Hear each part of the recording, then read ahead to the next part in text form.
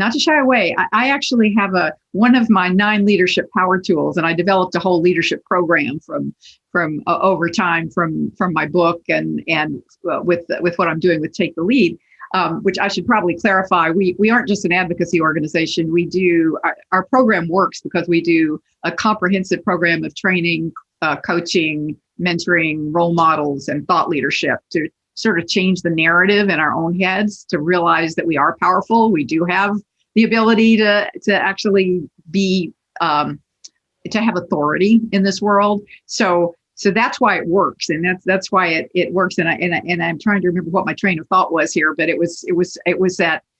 Oh, I was going to tell you about the 9 leadership power tools. So the curriculum starts with rethinking power and understanding that we don't have to think about power the way it's always been taught to us as the power over you, and that there's a finite pie and we all have to fight over that pie. And if I take a slice, there's less for you. So I ask women to rethink that and understand that power itself has no attributes. It's what you do with it. It's like a hammer. You can build or you can break with a hammer. And so once we shift that thinking that it's the power to actually innovate, create, make life better for ourselves, our families, our communities, the world, I would see women's faces relax, and it was like masks would fall off. And so there's that piece of it. And then there are the 9 leadership power tools. This is where I'm coming back around to the answer to your question. Yeah, no. Which is that one of the leadership power tools is wear the shirt. And the connection here is that I got the metaphor, wear the shirt, when I was a CEO of Planned Parenthood in Arizona, and we had a small clinic in a little rural town. And there were like 3 young women who worked there. And I was there visiting with them one day, and they said, every day before we go home, we have to make a decision.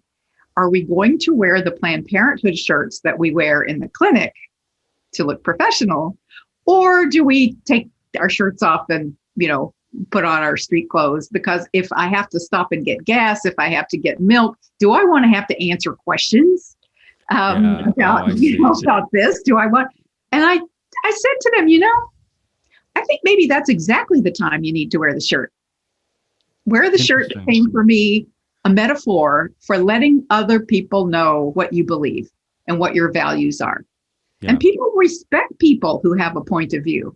And even if they don't agree with you, that's true. They will respect you more if you are clear about what your values are and you're willing to share them.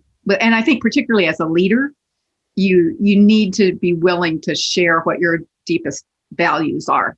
And people will follow people with a point of view. So that's the tie-in. That's where this all ties together with the 9 leadership power tools, because I learned most of them from my work at Planned Parenthood, to be honest with you. Oh wow. Okay. Yeah, that makes sense. Though, are there a lot of are there men in leadership in Planned Parenthood? Oh yeah, sure. Okay. Yeah. It varies from place to place. I mean, when I was in Arizona, we always tried to have pretty much gender balance on our boards, and less so on the staff, because the health centers were seeing mostly women. Yeah. And that so they felt more comfortable with mostly female staff, but sometimes we had men who worked in the clinics, and that was fine. But on our board in Arizona, we always tried to have pretty much gender balance, and we alternated board chairs, male, female, male, female, male, female, very deliberately.